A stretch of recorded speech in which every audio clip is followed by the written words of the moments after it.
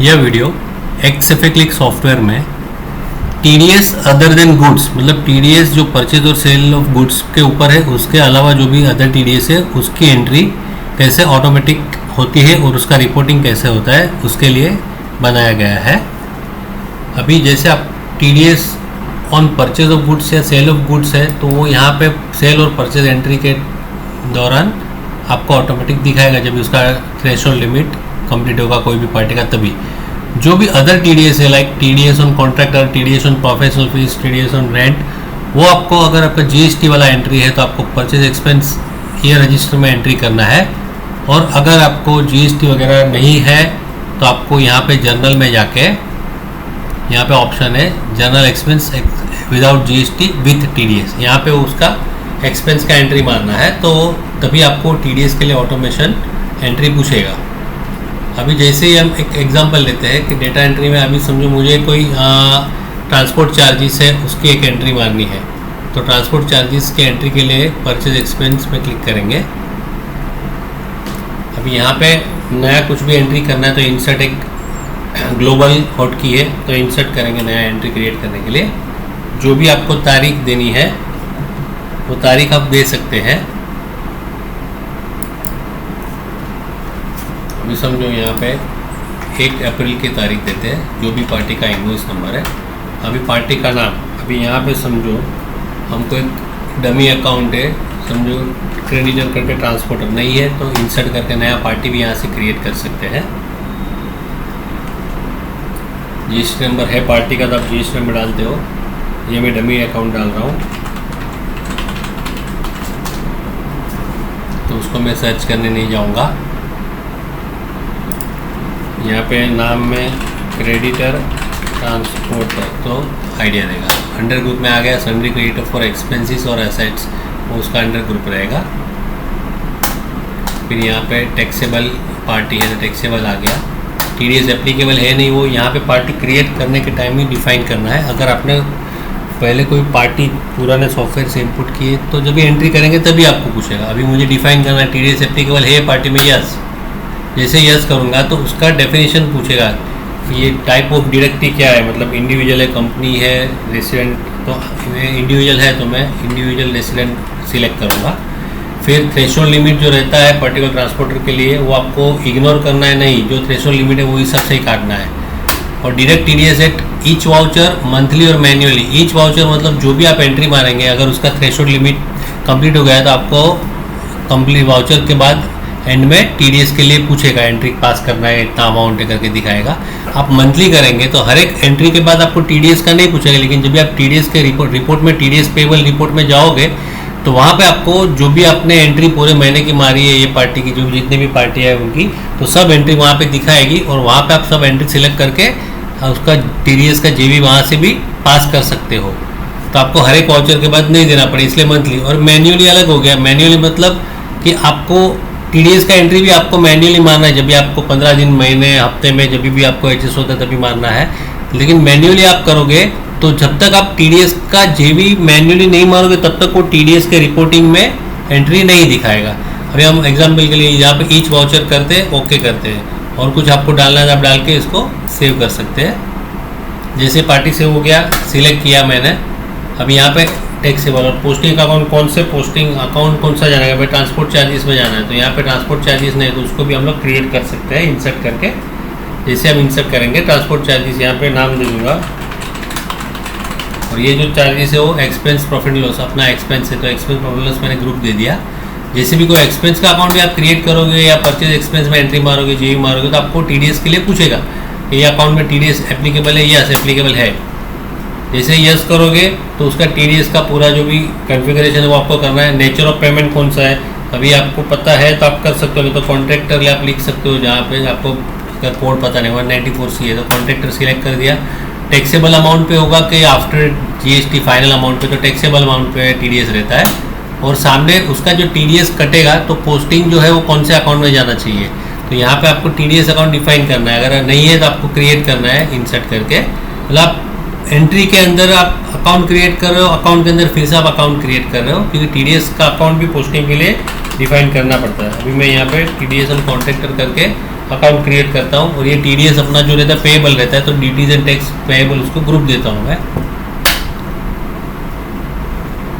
अभी यहाँ पे जो टाइप है वो समझ के देनी है, TDS और गुड्स नहीं देना है क्योंकि गुड्स नहीं अदर्स है, तो TDS पेएबल देना है। जैसे ही आप TDS पेएबल दोगे टाइप में, तो यहाँ पे आपको उसका भी कॉन्फ़िगरेशन पूछेगा, भाई नेचर ऑफ पेमेंट मतलब ये TDS अकाउंट कौन से नेचर के लिए है। अभी मुझे नेचर पता है कि भाई इसका 194C आता है समझो, तो मैं यहाँ पे 194C दे सकता हूँ। यहाँ पे 194C तो कॉन्ट्रैक्टर आ गया, एंटर। अभी उसको मुझे सिर्फ सेव करना है। मतलब यहाँ पे अगर ये TDS अकाउंट कॉन्ट्रैक्टर का है तो ही वो यहाँ पे जो नेचर ऑफ पेमेंट कॉन्ट्रैक्टर लिया वो एक्सेप्ट करेगा। तो इसको एंटर मारेंगे और यहाँ पे ओके करेंगे और इसको ये अकाउंट को सेव करेंगे। तो जैसे हमने पार्टी अकाउंट क्रिएट किया उसमें भी TDS का कॉन्फ़िगरेशन आ गया, एक्सपेंस अकाउंट क्रिएट किया उसमें भी TDS का कॉन्फ़िगरेशन आ गया। अभी यहाँ पे वो ट्रांसपोर्ट चार्जेस अकाउंट में सिलेक्ट करता हूँ, पोस्टिंग जो अकाउंट में जाने वाला है। उसके बाद आइटम में हमको जो भी ट्रांसपोर्ट चार्जेस, ट्रांसपोर्ट के लिए जो उसका SSC कोड HSN कोड रहता है वो क्रिएट करना है, तो वो हम लोग क्रिएट कर सकते हैं जैसे हम लोग नॉर्मल आइटम क्रिएट करते हैं वैसे। जैसे इंसर्ट करेंगे, ये जो आइटम रहेगी वो आपको परचेज सेल्स में नहीं दिखेगी, ये एक्सपेंस के हेड में जाएंगे। यहाँ पे देखो आप स्टॉक रिक्वायर्ड जो है वो एक्सपेंस दे दिया है। अभी यहाँ पे उसका पहले नाम डालेंगे हम लोग,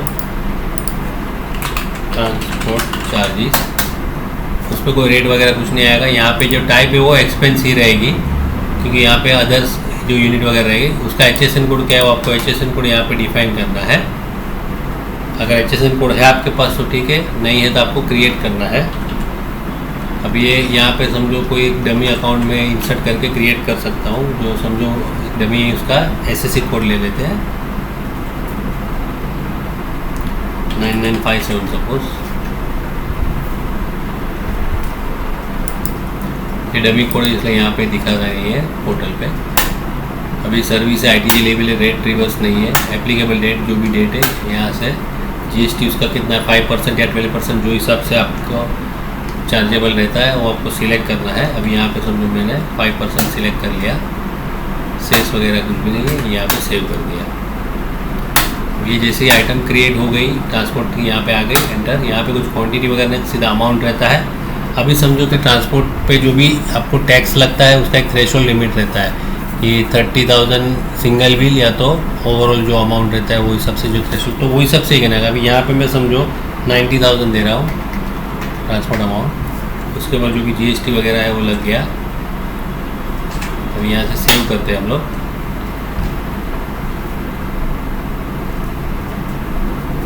अभी देखो जैसे ही मैंने सेव किया तो उसकी जो थ्रेशोल्ड लिमिट है वो उसने क्रॉस कर दी सिंगल बिल में ही, तो 90,000 पे यहाँ पे उसने सीधा 900। अगर वो थ्रेशोल्ड लिमिट क्रॉस नहीं करता था तो आपको TDS का यहाँ अभी नहीं दिखाता था, नेक्स्ट एंट्री, ये पार्टी के नेक्स्ट एंट्री में दिखाता। अब ये 90,000 है, उसके ऊपर 900 TDS सब ओके है, तो आप सेव कर लेंगे। तो यहाँ से सब एंट्री ऑटोमेटिक जाएगी, पार्टी के अकाउंट में जाएगा, ट्रांसपोर्ट चार्जेस में जाएगा और TDS का भी एंट्री पास हो जाएगा अपने आप। अभी आप जैसे ही आप ये एक्सपेंस एंट्री में जाएंगे, यहाँ पे लिस्ट में वो एंट्री आ गई। अभी कोई भी रिपोर्ट लिस्ट में आपको जो पार्टी के ऊपर कर्सर है उसका लेजर देखना है, तो यहाँ पे ऑप्शन है Ctrl+L करके, आप Ctrl+L या ये बटन दबा सकते हो, ये पार्टी का लेजर आ जाएगा। लेजर में आप देख सकते हो यहाँ पे देखो ट्रांसपोर्ट चार्जेस का एंट्री गया और TDS भी कट गया, तो नेट अमाउंट इधर उसके अकाउंट में पोस्टिंग हो गया। अभी ये जैसे ट्रांसपोर्ट का कटा, प्रोफेशनल फीस का कटेगा, जितना भी अलग अलग नेचर है सबके TDS कटेंगे। जब भी आपको रिपोर्ट निकालना है TDS का, तो रिपोर्ट में जाना है, TDS रिपोर्ट, TDS पेएबल। अभी जो भी महीने का, ये समझो अप्रैल महीने का एंट्री है, मुझे अप्रैल महीने का भरना है, तो मैं अप्रैल सिलेक्ट करूँगा, ओके। तो खाली पूछ रहा है आपको कि भाई आपको प्रीवियस ईयर का कुछ, प्रीवियस मंथ का कुछ बाकी है एंट्री तो देखना है, तो यस करना है, नहीं तो नो। इससे आप नो करेंगे, आपको पूछेगा कि आपको नेचर प्लस पेन टाइप, मतलब nature plus corporate, non corporate वगैरह है, और प्लस ये आपको कॉन्ट्रैक्टर का चाहिए, किसका चाहिए, वो सब पूरा डिटेल में चाहिए कि समरी, तो डिटेल चाहिए तो डिटेल पे क्लिक करो। तो जितने भी TDS की एंट्री है वो हिसाब से यहाँ पे सब एंट्री आपको शो करेगी। अभी देखो ये पहले आ गया नेचर 194C कॉन्ट्रैक्टर, उसमें नॉन कॉर्पोरेट है और कॉर्पोरेट दो रहता है पैन नंबर के हिसाब से। नॉन कॉर्पोरेट में पार्टी का नाम आ गया, कितना अमाउंट था, एसेसिबल अमाउंट कितना था, कितना TDS लायबल था और कितना का JV हो गया है। यहाँ पे सब आपको एंट्री दिखेंगे। और आपने जब तक JV मारा लेकिन अभी गवर्नमेंट को पेमेंट नहीं किया है, तो ये भी हो गया। पेंडिंग जेवी कुछ भी नहीं है। जब आप पेमेंट, आपको पेमेंट कितना करना है 900 रुपया, ये पूरा डिटेल आ गया। अगर आप यहाँ पे आपको कोई भी अलग फॉर्मेट देखना है, ये देखो F2 फॉर्मेट है, यहाँ पे भी आप ये एरो इसको भी क्लिक करके सिलेक्ट कर सकते हो। अभी आपको देखना है कि भाई टोटल समरी कितना है, ये तो डिटेल आ गया। तो समरी वाला ऑप्शन ये है, तो ये समरी में टोटल समरी आएगा कि ये जो TDS और कॉन्ट्रैक्ट पर कितना भरना है, उस पर भी नॉन कॉर्पोरेट कितना है, वैसे TDS और प्रोफेशनल फीस पे कितना है, रेंट पे कितना है, वैसा। वापस मैं यहाँ पे सिलेक्ट करूँगा या F2 प्रेस करूँगा तो जितने फॉर्मेट है वो दिखाएगा। अभी वहाँ पे मैं डिटेल का ऑप्शन लूँगा। अभी ये जैसे ही डिटेल लिया, ये एक नेचर है, वैसे 3-4 नेचर भी हो सकते हैं। जब भी आपको TDS अप्रैल का भरना है, ये पेंडिंग है, पेंडिंग कुछ भी, जेबी पेंडिंग कुछ भी नहीं है, लेकिन अमाउंट उसका अभी पेमेंट हम लोग ने किया नहीं, इसलिए चलन नंबर ये सब ब्लैंक दिखा रहा है। अभी मुझे पहले पेमेंट के लिए समरी चाहिए, तो मैं समरी टू पे, यहाँ पे देखिए ये वेट करके बटन है, ये प्रेस करूँगा तो जितने भी नेचर अलग अलग है उसकी पूरी समरी आ जाएगी कि भाई आपको 194 कॉन्ट्रैक्टर सी है तो उसमें आपको नॉन कॉर्पोरेट में इतना भरना है, कॉर्पोरेट में जो भी भरना है, फिर दूसरा T194H 194 जो भी अलग अलग सेक्शन है वो हिसाब से उसका पूरा डिटेल आते जाएगा। आप हर एक का अलग अलग चलन भर सकते हैं। जैसे आप इसको जो भी आपको स्क्रीन पे उसको प्रिंट करना है तो कंट्रोल P करना है। यहाँ पे नीचे देखिए प्रिंट लिखा भी है, कंट्रोल P, तो आपको कंट्रोल P करना है अगर आपको ये प्रिंट करना है। तो अभी ये समझो मैंने पेमेंट कर दिया, तो वापस में डिटेल वाले रिपोर्ट में आके यहाँ पे ऑप्शन है नीचे देखिए, यहाँ पे नीचे लेफ्ट साइड पे अगर ज़्यादा बटन रहता है तो नीचे आता है दूसरी लाइन में चलन पेड एंट्री। आप चलन पेड एंट्री क्लिक करेंगे ना तो आपको मैसेज आएगा, आपने कुछ भी अभी ये जो TDS भरना है उसका डिटेल ये आ गया। अब यहाँ पे इसका मैंने चलन भर दिया है, तो इसको मैं सिलेक्ट करूँगा। सिलेक्ट करने के बाद जो भी उसका जितने भी एंट्री है इंडिविजुअल एंट्री आ जाएगी, सबको आपको टैब मार के या सिलेक्ट करना, या यहाँ पे सिलेक्ट करेंगे तो सब सिलेक्ट हो जाएगा। ये सिलेक्ट किया मैंने, और यहाँ इसको जितना भी एंट्री सबको सिलेक्ट करने के बाद चलन नंबर एंट्री, आप चलन नंबर एंट्री में जाएंगे, यहाँ पे आपको जो भी चलन नंबर है चलन नंबर देना है, जो तारीख को भरा है वो तारीख देनी है, कौन सी बैंक में आपने भरा है और उसका BSR कोड क्या है, RTGS से किया है पेमेंट, इंस्ट्रूमेंट नंबर, जो भी आपको करना है आप सेव कर सकते हैं। जैसे आप सेव करेंगे तो ये जो TDS अनपेड अमाउंट है वो ऑटोमेटिक अनपेड से निकल जाएगा। अब यहाँ पे वो एंट्री कोई दिखेगा नहीं क्योंकि अनपेड कुछ नहीं है। आप एस्केप मारेंगे, यहाँ पे देखिए आप ये जो आपका TDS पेबल रिपोर्ट का था, TDS डिडक्टेड जेवी और डिडक्ट डेट है यहाँ पे, और यहाँ पे आपको चलन नंबर और ये आ गया, मतलब अभी कुछ भी अनपेड बाकी नहीं है। यहाँ पे आप अलग अलग नीचे बटन दिए हुए देखिए, पेंडिंग जेवी में कितना है, कुछ बाकी है, अनपेड कुछ बाकी है, तो वो आप हिसाब से यहाँ से एक साथ देख सकते हैं। अगर आपने कोई भी पार्टी में मंथली सिलेक्ट किया होगा TDS डिडक्ट करना है तो यहाँ पे उसका सब एंट्री दिखाएगा, वो सब एंट्री सिलेक्ट करके आप पास TDS जेवी क्लिक करेंगे तो यहाँ से TDS का जनरल एंट्री एक एक वाउचर का ऑटोमेटिक हो जाएगा। तो ये हिसाब से हम लोगों ने TDS भर दिया है यहाँ पे। और जब भी आपको इसका रिटर्न निकालना है, यहाँ पे TDS रिटर्न करके देखिए F10 करके ऑप्शन है, वो आप सिलेक्ट करेंगे कौन से क्वार्टर का है, फर्स्ट क्वार्टर का है, ओके। जैसे आप फर्स्ट क्वार्टर सिलेक्ट किया उसने पूरा रिपोर्ट यहाँ पे दिखा दिया, जितने भी अलग अलग नेचर होते हैं सबका दिखा देगा। अभी एक ही है, अभी इसको हम लोग ने ये TDS पेमेंट की अभी रिटर्न भरना है, तो रिटर्न भरने के लिए एक्नॉलेजमेंट एंट्री यहाँ पे ऑप्शन है, ये क्लिक करेंगे तो ये कॉन्ट्रैक्टर जितना भी एक क्वार्टर का है सबका ये रिटर्न जो हो गया, तो यहाँ पे आपको एक्नॉलेजमेंट और डेट डाल देंगे तो वो उसको ब्लॉक करेगा, मतलब ये एंट्री ये रिटर्न भर दिया हमने।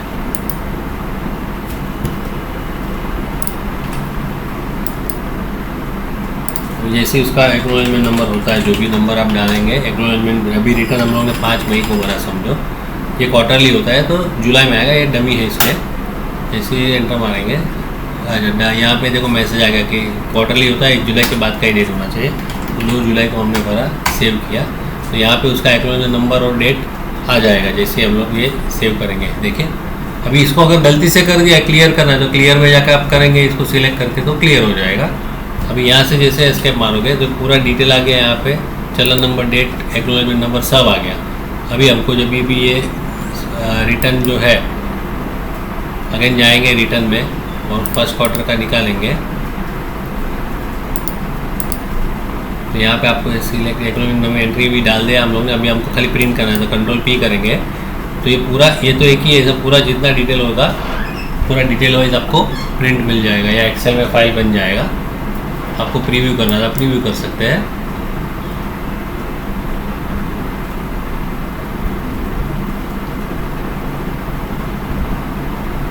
ये देखिए पूरा डिटेल में आ जाएगा कि भाई ये 194 कॉन्ट्रैक्टर है, तारीख, अमाउंट, जितनी भी पार्टी रहेगी सबका डिटेल के साथ आ जाएगा, कॉर्पोरेट नॉन कॉर्पोरेट जो भी 0201 कोड के साथ। इसको आप एक्सेल में भी यहाँ पे ये फाइल सिलेक्ट करके सेंड करके आप एक्सेल में भी ये रिपोर्ट ले सकते हैं। तो ये हिसाब से आपको TDS का एंट्री कैसे करना है, एक्सपेंस का एंट्री करने के टाइम ऑटोमेटिक TDS आ जाएगा। पूरा ऑटोमेशन करने की कोशिश की है, लेकिन एंट्री और जो कॉन्फ़िगरेशन अकाउंट के वो आपको प्रॉपर करने हैं, तो आपको रिपोर्टिंग प्रॉपर मिलेगा। और जैसे आप TDS भरने से पहले आप यहाँ पे उसको कंफर्म भी कर सकते हैं कि जब भी आपको TDS पेएबल रिपोर्ट में दिखाया भाई 900 रुपया है कॉन्ट्रैक्टर का, तो आप यहाँ पे हुड किए लेजर के लिए Alt L करके, Alt L कहीं से भी दबाओगे तो आपको लेजर का पूरा लिस्ट आएगा। तो वहाँ पे आपको एक बार TDS जो अकाउंट है वो TDS अकाउंट ऑन कॉन्ट्रैक्टर में एंटर मार के देख लेना है कि भाई टोटल जो यहाँ पे 900 रुपया दिखाता है और यहाँ पे भी 900 रुपया है या नहीं है। तो आपको वो दोनों सामने सामने फिगर टैली हो जाएंगे। और जब भी आपको रिटर्न का रिपोर्ट निकालना है, पेएबल रिपोर्ट में आपको यहाँ पे TDS रिटर्न F10 करके ऑप्शन दिया हुआ है। तो इस हिसाब से TDS एंट्री और रिटर्न का ऑप्शन दिया हुआ है। Thank you.